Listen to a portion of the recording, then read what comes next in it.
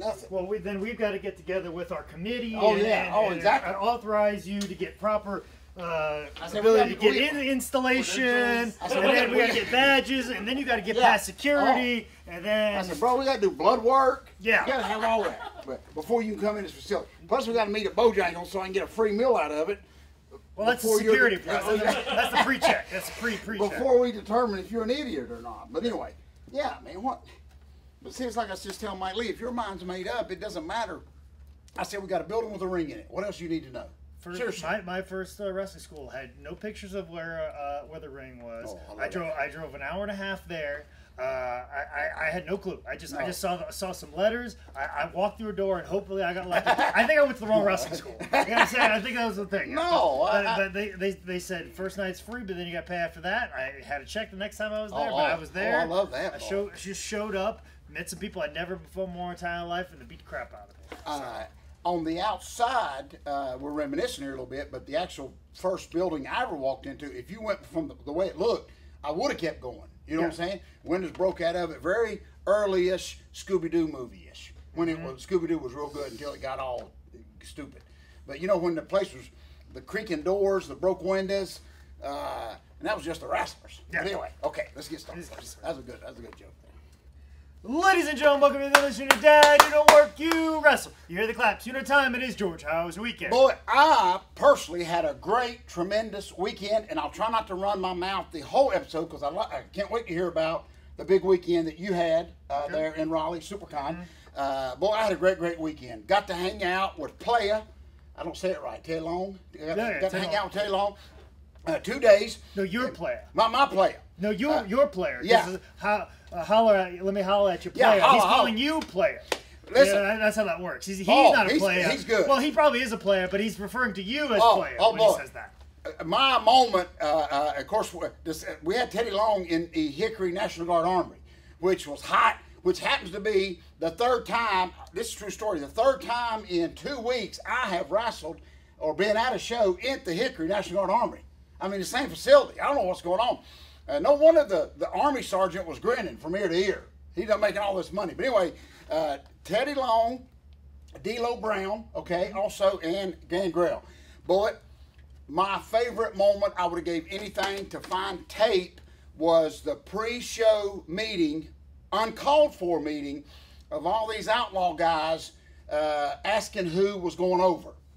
And just like, Faith had just... The clouds open, and poor D'Lo couldn't take any more. Boy, let me tell you this. D'Lo Brown stood up, unannounced, and cut an interview on that dressing room that would have made Vince Lombardi just high-five him. I mean, and here was his words. It was D'Lo standing there, but all of a sudden I thought I was, like, part of that group. Remember when D'Lo was in WWE, part of the group? What group was that, Michael?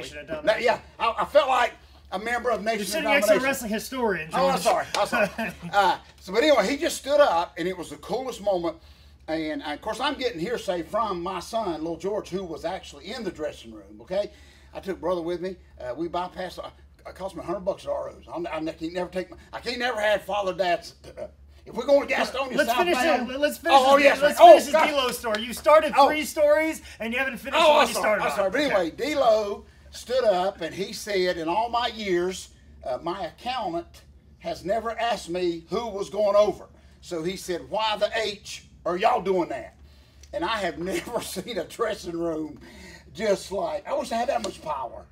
But it got deathly quiet. And here was the best part. And then he gets on this thing and said, it ain't just the in the ring part. It's the gear and it's the way you act.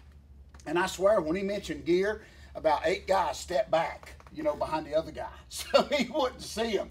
But it was just, I think he had just had enough. I'm guilty of that as well. I'm wearing short shorts, so I don't work in a place where you buy gear. But I think he had just got tired. Of course, it was the second day. I think he just got tired of everybody wanting to know, because I think even that promoter had said that he'd got some phone calls of the guys wanting to know who was going over.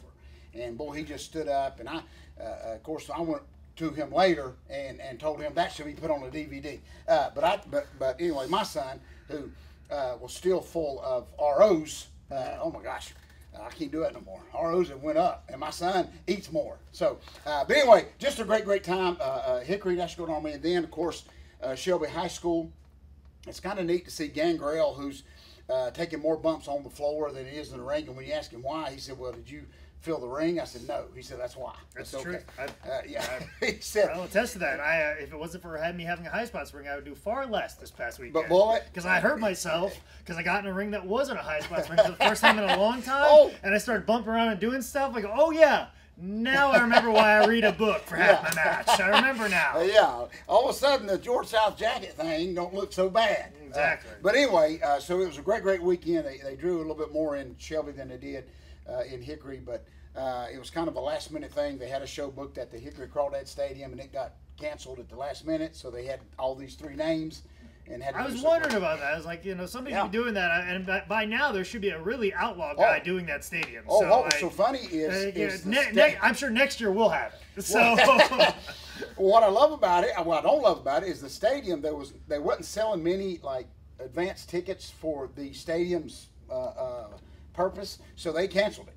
I mean, they didn't let the promoter or anybody else. They just said no, it ain't gonna do no good. And this was like 2 weeks out. Maybe a week out, but they canceled the whole show. That must have been bad because it's been bad the last 2 times we've been there. So, like, I can't imagine how bad it was before. Well, that one assistant, like Booker, whatever he called himself, said that he was talking to the stadium itself, saying, "Well, usually trying to give all these wrestling terms. Usually you don't cancel till you give the papers and posters time to get out." And of course, the stadium said, "Forget it. We just canceled. We don't care what the papers or anything do. You're not going to do a wrestling show at the Kannapolis Stadium. At this facility. At this facility." So at the last minute, he had Teddy Long, Gangrel, D'Lo Brown coming in. He actually had to find a building. So I guess that's how he ended up at the Hickory National Guard Army. Happens. Which happens a lot in the month of July too. Just trying to find buildings last minute. Right along those same area, and I couldn't make this up, Bullet. Guess where I will be at this Saturday night? For a whole different group. I'm telling you, the smartest person in wrestling is this National Guard Armory guy. Okay. In Hickory. I will be back this Saturday at the Hickory National Guard Armory. This is a true story. This will be 4 times for 4 different people at the same building. Bullet. I don't know. Some people will now refer to the Hickory National Guard Armory as the Mooresville National Guard Armory. Oh, well, we'll get back in. I done told Bob there will be one more reunion at Mooresville Armory. You just watch. Boy, I'm working on that. We just got to get this one lady sergeant out of there that hates wrestling. Can't a war break out or something so they can ship her overseas to fight, and then I can sneak right in there and do a show just for the weekend? But I'm trying. Anyway, that's what I'm praying for. So anyway, a lot going on here, Bullet, but I want to hear a little bit quick about your weekend. A huge. Very busy weekend. I wrestled 3 times, did stand-up 3 times, all back-to-back. Literally, they put me on early, change real quick, run back out. But it was good overall. And of course, they did me very Dusty Rhodes-ish in that my bodies looked the best I ever looked. They put me in a full body suit, like head to toe, head to toe body. Very Ray Hernandez, very sassy. Oh yeah, you don't even see my face. And then they put more stuff over my face. But I'll tell you, Saturday I got to wrestle Our Dark Journey. Savannah Evans. She was dressed as Lana Kane. I was dressed up as Spider-Man arch villain, the Shocker.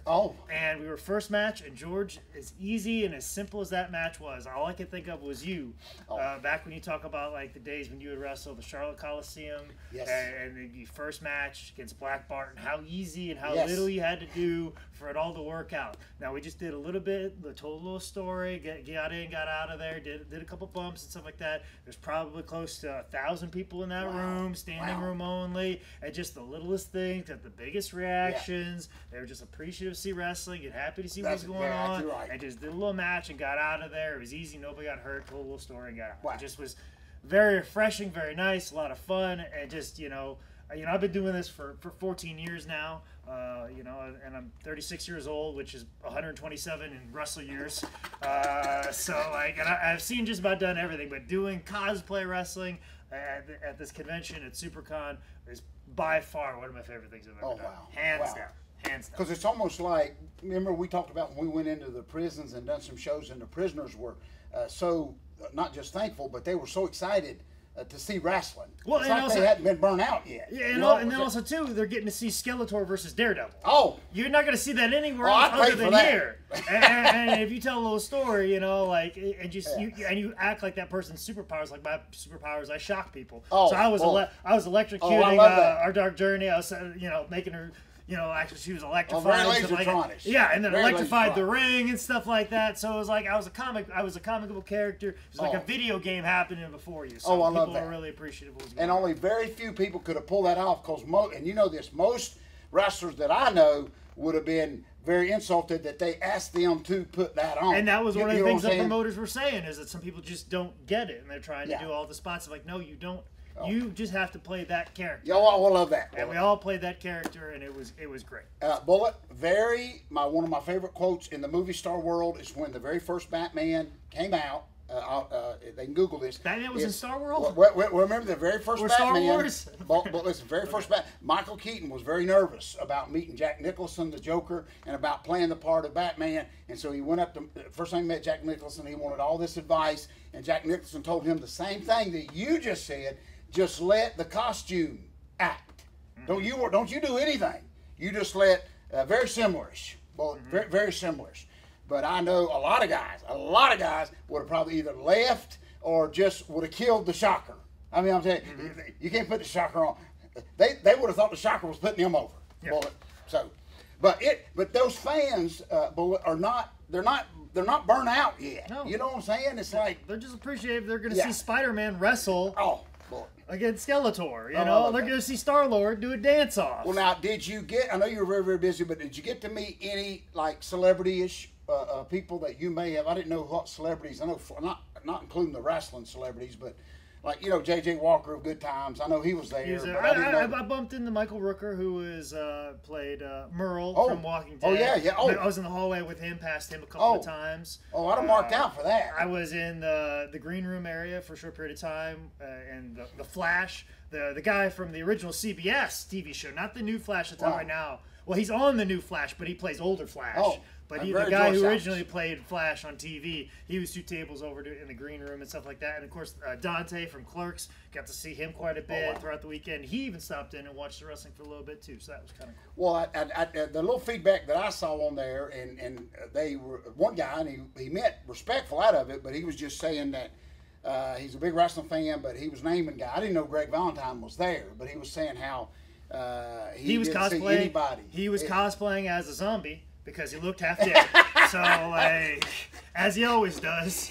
Well, that's what the guy said. He said, definitely doesn't know how this thing works, but he said, man, can't WWE help promote their guys, is what he said. Oh, because that money goes straight to them. That money don't go to WWE. No, I know, exactly. WWE has a hard enough time promoting the tons of merchandise they have right now. Which exactly. I was just happened to talk into Rich Swan, who just happened to be there that weekend, who signed with WWE, and he's just like, I don't know half the merch that they've created of me. They just keep creating stuff, and I don't know what's out and what's not, because I'd like to push it so I can get big residual checks from my merchandise, but I don't know what they have of me.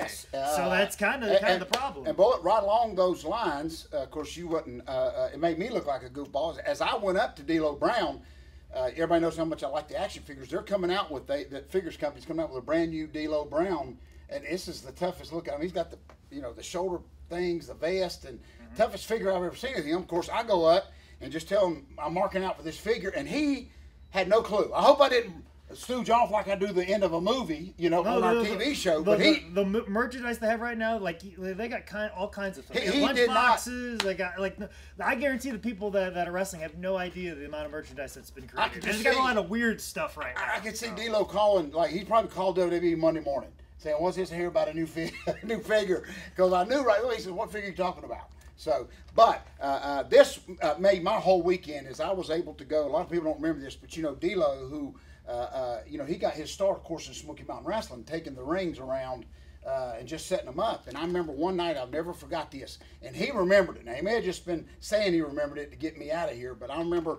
we did 2 shows for Smoky Mountain Wrestling back to back, and D'Lo was driving the ring truck. And I'll never forget, he wasn't even getting a match at that time. He was just setting the ring up, but he went in there and tried to get, I'll never forget this, he tried to get the motel bill, his receipt, paid for, and they wouldn't pay for it. And they were very ugly to him, actually. And I had just known him through that. But anyway, he didn't argue about it. He didn't yell. He didn't fuss. He went ahead, paid for the motel room himself, which I think it should have been paid for. But long story short, I remember that. And he probably was trying to forget it, but I had just brought that up, how classy I thought he acted back in the day. And I knew right then that was part of his journey is what I'm getting at. But he could have mouthed off and cussed out everybody, Sandy Scott and Cornette and all them, but he didn't. And he just stuck with it and then went on to bigger and better things. But he said, man, how in the world do you remember that? And he said, I remember that. I said, I just thought it was weird that you were driving the ring truck and you had to pay for your own motel room. But anyway, so he probably didn't want to be reminded of that. Of the lowest point in his life.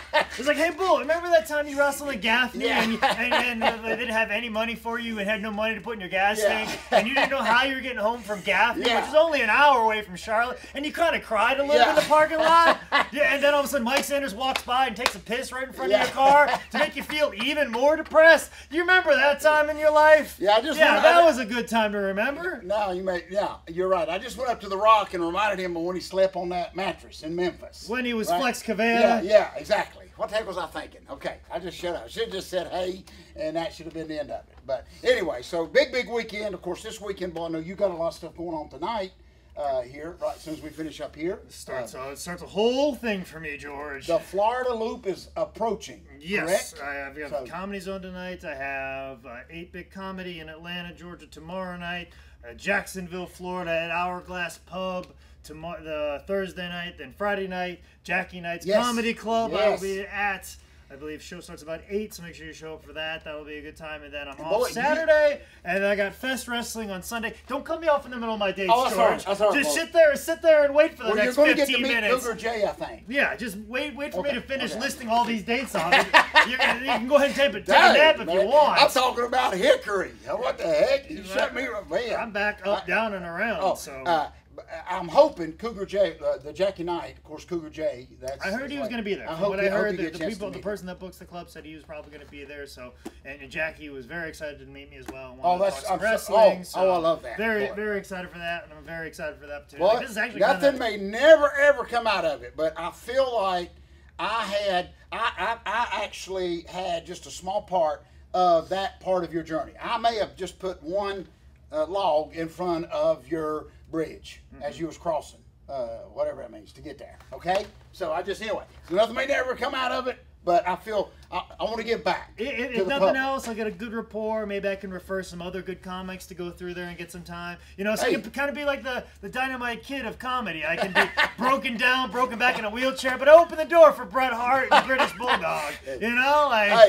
Hey, you may never make I'm not all ready for pro wrestling, Boy, you may never get no money at this, but I'm telling you right now. I'm great at holding the door open. You've got one heck of a resume. Yeah. You understand? You've got one heck of a resume. That's all I'm saying. I got a really good resume of friends.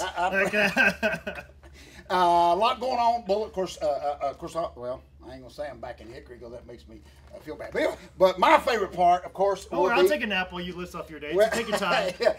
I'll repeat. I'm gonna be in Hickory probably the next 3 months. Okay, good town up there because the reason I love Hickory right now because they haven't seen the CM Punk teddy bears that I bring with me. Because each crowd, this is like brand new memorabilia to them. Of course, I know it's been out forever. And the reason I'm able to sell a lot of CM Punk teddy bears, because it resembles a lot of the people that's on the show. So I give you a little inside scoop of selling gimmicks. Don't y'all try to use that. But it's real easy to take someone like a CM Punk teddy bear and say it's somebody on the show. And you're pretty close. So looking forward to doing that. So Idiot of the Week, Bullet, if you don't mind. Oh, I was almost idiot. We almost dropped the second greatest book of all time. Well, let's do this Idiot of the Week. A lot of times, a couple good reviews last week, Bullet. I was at the library, and I don't know how I found it, but I was able to find last week's episode of, and we did not have one. I don't know how to get on YouTube. I mean, I can get on it, but I don't know how to be a member of it. So I can't comment if somebody gives us a thumbs down, because that makes me hot.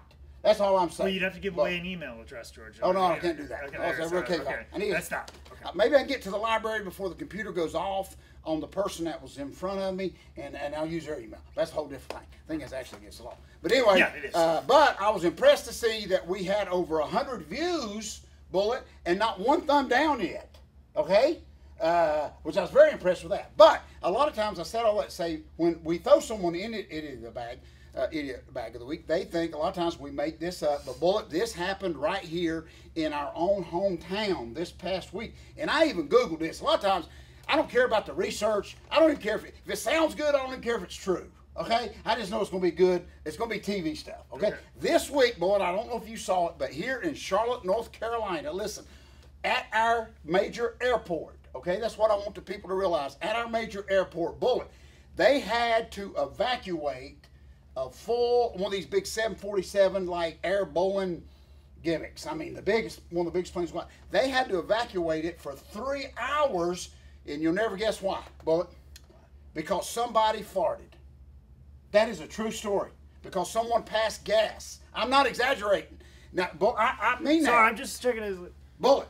Hey, just see if our Stan Lane was here right now, because I think I know who the culprit was. Bullet, but here's what's so funny. So I'm not throwing the one. Did he go to Portland a couple weeks ago? I don't know. Like, but listen, ain't there something? Right. No, it's very believable. But I'm not throwing the one that actually farted here. Oh, okay. I'm throwing the whole airline system, because is that not scary?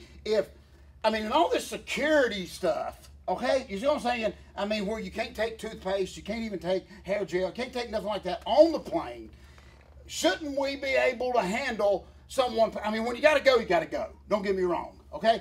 But if you've got to evacuate, we're in trouble as a nation, is all I'm saying, okay? Yeah, I think that's well documented. If we got to evacuate a whole plane, they said over the sickness of someone passing gas, our safety measure, we're in trouble. You see what I'm saying? Shouldn't we be able to, in a split second, quarantine everything?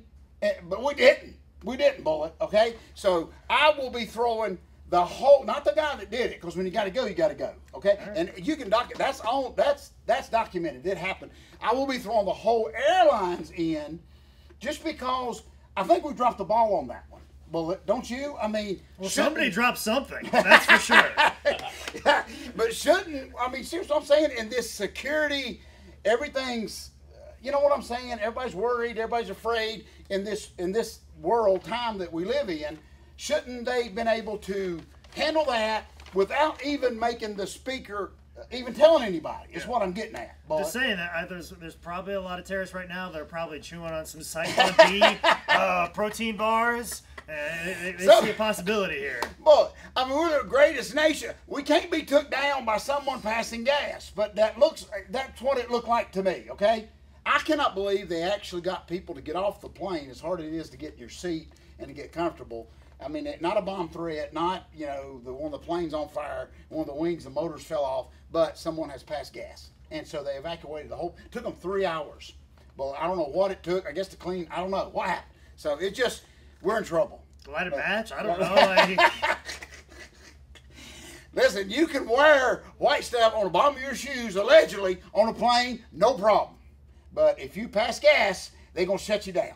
That's what I'm trying to say. Okay, Bullet? I'm just saying, if that's all it takes to do a security breach, we're in trouble. Okay? Security breach in your britches. Yeah. Oh, I love that, Bullet. So, the whole airline for not, I don't know. Well, you just got to know. There were a lot of jokes that I just skipped over, but it's not because I didn't think of them. It's just I didn't want to sound like a hack. No, but anyway, folks, come on. We got to get it together now, okay? I'm looking. If this place goes up, it's got to be like Rambo-ish. It can't just be, some terrorists come over here and fart and we're ended. What a way to go! What a way for America to end. You know what I'm saying? That's all I'm saying. But folks, if you do got to go, you got to go. But what's also good to be reading while you're trying to go is the second greatest book of all time, which, if you want to click, and speaking of number 2s, it is available at highspots.com. And if you know more about what I'm doing this weekend, especially as crazy as it's going to be, make sure you follow me on Twitter at ManScoutManning and on Instagram at ManScoutManning. This has been another edition of Dad, You Don't Work, You Wrestle.